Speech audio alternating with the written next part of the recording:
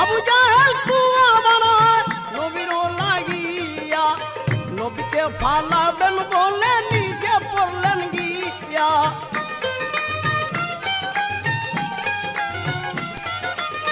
নবীকে ফালাবেন বলে নিজে পড়লেন গিয়া। আমার নবীকে চিনিয়া জেনেবে তোরাইয়া, আমার নবীকে চিনিয়া জেনেবে তোরাইয়া। দেখো যার কারণে আল্লাহ বানাইলেন দুনিয়া, নবী ছাদুল আম্বিয়া উম্মতগণ হেকো না বলিয়া।